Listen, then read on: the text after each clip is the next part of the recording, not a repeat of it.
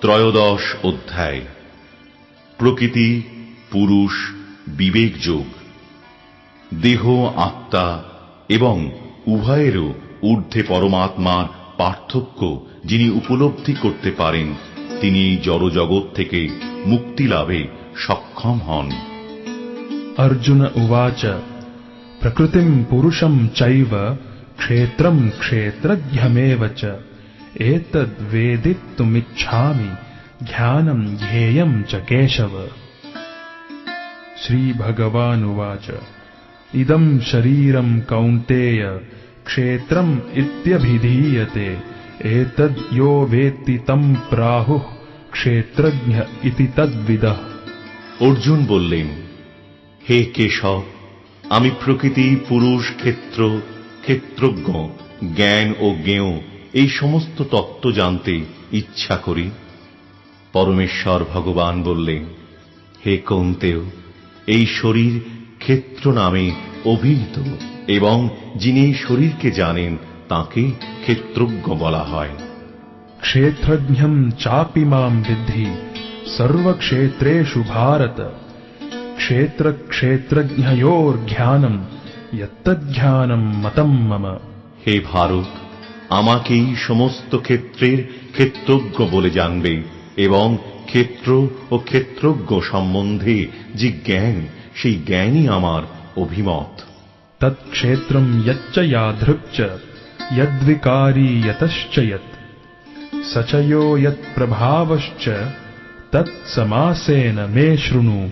সেই ক্ষেত্র কি, তার কি প্রকার, তার বিকার কি, তা কার থেকে উৎপন্ন হয়েছে, এই ক্ষেত্রজ্ঞের স্বরূপ কি এবং তার প্রভাব কি, এই সব সংক্ষেপে আমার কাছে শ্রবণ করো।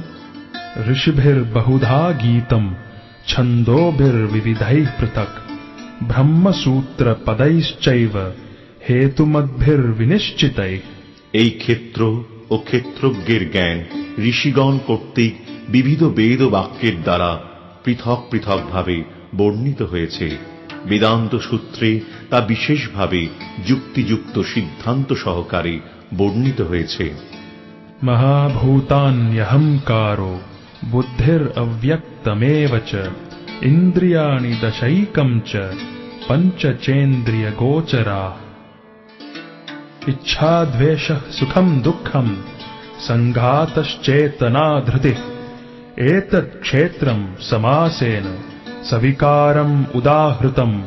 পঞ্চমহাভূত, অহংকার, বুদ্ধি, অব্যক্ত, 10 ইন্দ্রিয় ও মন, ইন্দ্রিয়ের 5টি বিষয়, ইচ্ছা, দেশ, সুখ, দুঃখ, সংঘাত অর্থাৎ পঞ্চমহাভূতের পরিণাম রূপ দেহ, চেতনা ও ধৃতি, এই সমস্ত বিকারযুক্ত ক্ষেত্র সংক্ষেপে বর্ণিত হল।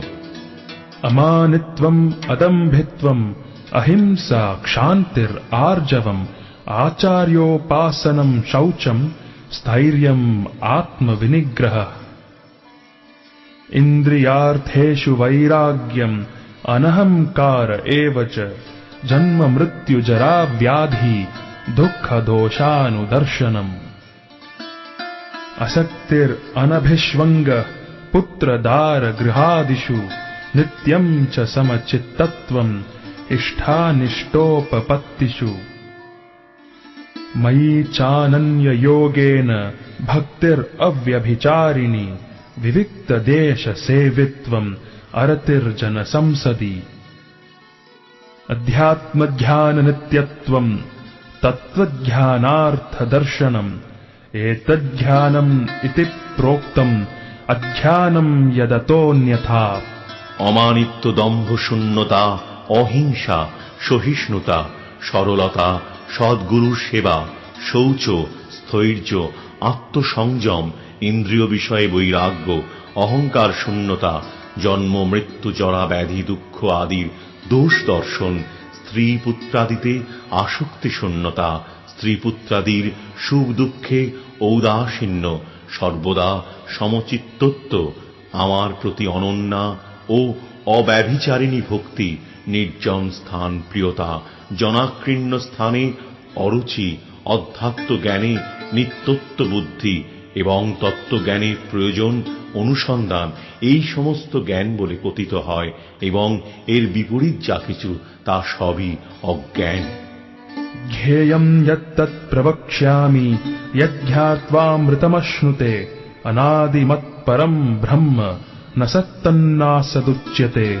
আমি এখন জ্ঞাতব্য বিষয় সম্বন্ধে বলবো, যা জেনে অমৃতত্ব লাভ হয়। সেই জ্ঞেয় বস্তু অনাদি এবং আমার আশ্রিত, তাকে বলা হয় ব্রহ্ম, এবং তা কার্য ও কারণের অতীত। সর্বতঃ পানিপাদম তৎ সর্বতোক্ষিশিরোমুখম সর্বতঃ শ্রুতিমল্লোকে সর্বমাবৃত্য তিষ্ঠতি।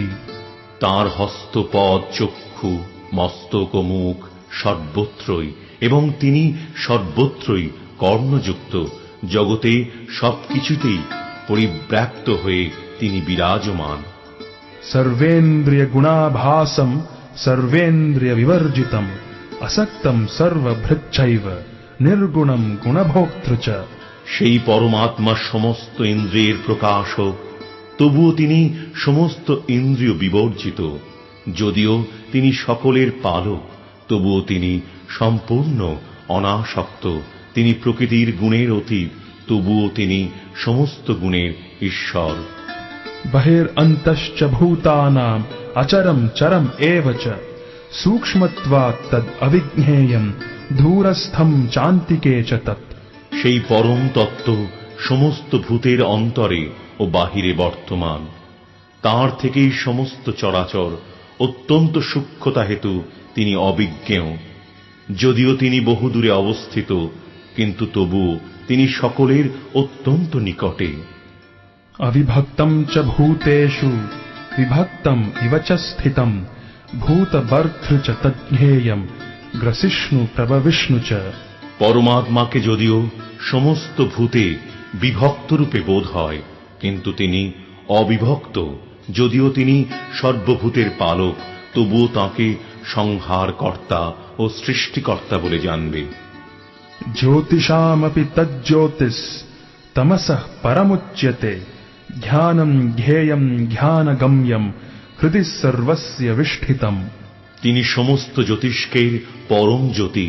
তাঁকে সমস্ত অন্ধকারের অতীত অব্যক্ত স্বরূপ বলা হয়। তিনি জ্ঞান, তিনি জ্ঞেয়, তিনি জ্ঞানগম্য, তিনি সকলের হৃদয়ে অবস্থিত।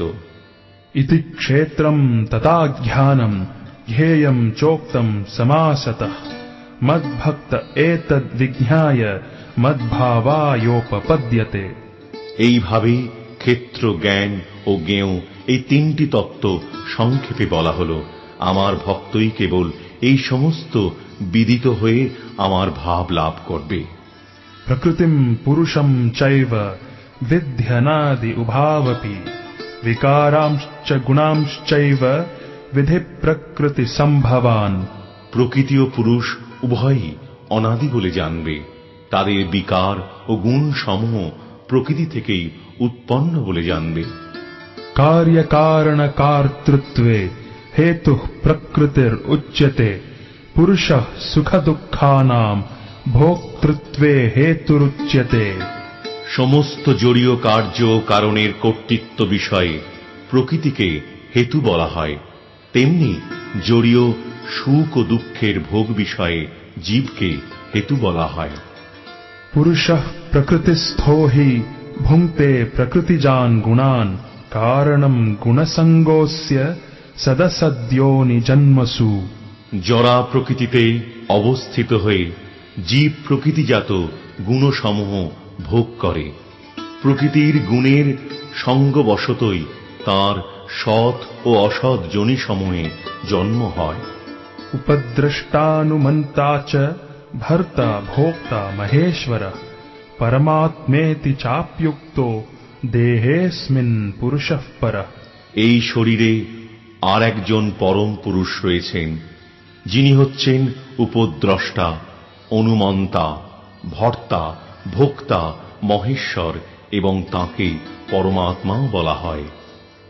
य एवं वेत्ति पुरुषं प्रकृतिं च गुणैः सह सर्वथा वर्तमानोऽपि न स भूयोऽभिजायते।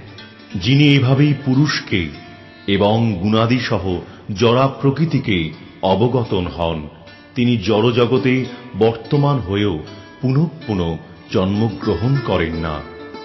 ध्यानेनात्मनि पश्यन्ति केचिदात्मनमात्मना अन्ये सांख्येन योगेन कर्मयोगेन चापरे।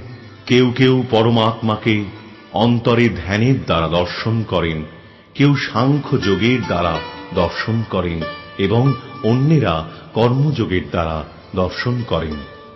अन्ये त्वेवम् अजानन्तः श्रुत्वान् येभ्य उपासते तेऽपि चाति तरन्त्येव मृत्युं श्रुतिपरायणाः। অন্য কেউ কেউ এভাবেই না জেনে অন্যদের কাছ থেকে শ্রবণ করে উপাসনা করেন, তারাও শ্রবণ পরায়ণ হয়ে মৃত্যুময় সংসার অতিক্রম করেন। यावत् सञ्जायते किञ्चित् सत्त्वं स्थावरजङ्गमम् क्षेत्रक्षेत्रज्ञ संयोगात् तद्विद्धि भरतर्षभ। হে ভারত শ্রেষ্ঠ, স্থাবর ও জঙ্গম যা কিছু অস্তিত্ব আছে তা সর্বত্রই ক্ষেত্র ও ক্ষেত্রজ্ঞের সংযোগ থেকে উৎপন্ন হয়েছে বলে জানবে। समं सर्वेषु भूतेषु तिष्ठन्तं परमेश्वरं विनश्यत्स्व विनश्यन्तं यः पश्यति स पश्यति। যিনি সর্বভূতে সমানভাবে অবস্থিত, বিনাশশীল দেহের মধ্যেও অবিনাশী পরমাত্মাকে দর্শন করেন, তিনি যথার্থ দর্শন করেন। समं पश्यन् हि सर्वत्र समवस्थितमीश्वरं न हिनस्त्यात्मनात्मानं ततो याति परां गतिम्। যিনি সর্বত্র সমভাবে অবস্থিত পরমাত্মাকে দর্শন করেন, তিনি কখনো মনের দ্বারা নিজেকে অধঃপতিত করেন না, এভাবেই তিনি পরম গতি লাভ করেন। प्रकृत्यैव च कर्माणि क्रियमाणानि सर्वशः यः पश्यति तथात्मानम् अकर्तारं स पश्यति। যিনি দর্শন করেন যে দেহের দ্বারা কৃত সমস্ত কর্মই প্রকৃতির দ্বারা সম্পাদিত হয় এবং আত্মা হচ্ছে অকর্তা, তিনিই যথাযথভাবে দর্শন করেন। यदा भूतपृथग्भावम् एकस्थम् अनुपश्यति तत एव च विस्तारम् ब्रह्म सम्पद्यते तदा। যখন বিবেকী পুরুষ জীবগণের পৃথক পৃথক অস্তিত্বকে একই প্রকৃতিতে অবস্থিত এবং একই প্রকৃতি থেকেই তাদের বিস্তার দর্শন করেন, তখন তিনি ব্রহ্মভাব প্রাপ্ত হন। अनादित्वान् निर्गुणत्वात् परमात्मायम् अव्ययः शरीरस्थोऽपि कौन्तेय न करोति न लिप्यते। ব্রহ্মভাব অবস্থায় জীব তখন দর্শন করেন যে অব্যয়ী আত্মা অনাদি, নির্গুণ ও জড়া প্রকৃতির অতীত। হে কৌন্তেয়, জড়দেহে অবস্থান করলেও আত্মা কোনো কিছুই করে না এবং কোনো কিছুতেই লিপ্ত হয় না। यथा सर्वगतम् सौक्ष्म्याद् आकाशम् नोपलिप्यते सर्वत्रावस्थितो देहे तथात्मा नोपलिप्यते। আকাশ যেমন সর্বগত হয়েও সূক্ষ্মতা হেতু অন্য বস্তুতে লিপ্ত হয় না, তেমনি ব্রহ্মদর্শন সম্পন্ন জীবাত্মা দেহে অবস্থিত হয়েও দেহধর্মে লিপ্ত হন না। यथा प्रकाशयत्येकः कृत्स्नम् लोकमिमम् रविः क्षेत्रम् क्षेत्री तथा कृत्स्नम् प्रकाशयति भारत। হে ভারত, এক সূর্য যেমন সমগ্র জগৎকে প্রকাশ করে, সেই রকম ক্ষেত্রী আত্মাও সমগ্র ক্ষেত্রকে প্রকাশ করে। क्षेत्र क्षेत्रज्ञयोरेवम् अन्तरम् ज्ञानचक्षुषा भूत प्रकृति मोक्षम च ये विदुर्यान्ति ते परम। যারা এইভাবেই জ্ঞান চক্ষুর দ্বারা ক্ষেত্র ও ক্ষেত্রজ্ঞের পার্থক্য জানেন এবং জড়া প্রকৃতির বন্ধন থেকে জীবগণের মুক্তি হওয়ার পন্থা জানেন, তারা পরম গতি লাভ করেন।